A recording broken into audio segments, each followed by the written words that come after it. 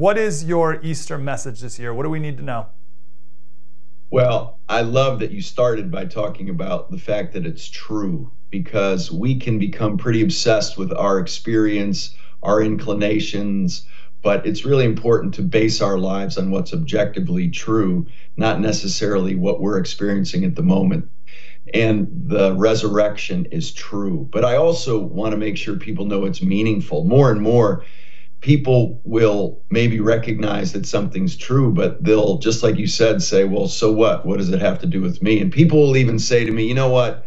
I'm happy for you. You found what you need in Christianity and Jesus, but it's not for me, but I'm happy for you. And I will frequently say, please, if I'm believing something that isn't true, don't be happy for me. Try to convince me of what is actually true, because I'm betting the ranch on the fact that Jesus rose from the dead. And if he didn't, like Paul says in the Bible, we're to be most pitied. Don't be happy for me. Pity me if I'm basing my whole life on something. Oh, that's so brilliant.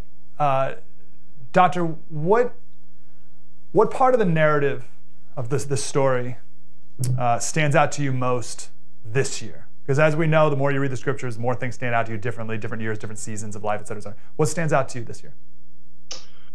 Well, after all of the difficult things we've been going through, not just in this country, but in the world, whether it's COVID lockdowns and isolation, or the war raging in Ukraine, or all the strife we see in so many ways in our society, I think we desperately need hope, and we realize that. And I want an answer to death most of all. And that's what the resurrection provides. It's easy to act like we're not going to die and try to find reasons to keep going. But the resurrection gives us ultimate answers to what we're going to do about death.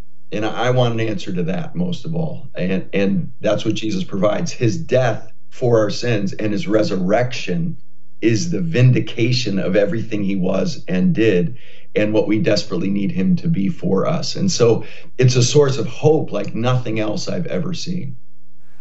Hey, Slater Crusaders. Happy Easter. So we have our He is Risen special airing all this weekend. I go back to 10 years ago before I was a Christian, and that's who I'm speaking to in this special. The skeptic, the on the fence, the guy who goes to church twice a year, Christmas, Easter, or Creaster, but I don't even really know why I even go on Easter. That's who I'm talking to. And if that's you, please join us. If you're a dedicated Christian, then by all means, you're going to learn a ton as well to strengthen your faith. Please join us this weekend, all Easter weekend long, right here on The First, and you can download the First TV app as well.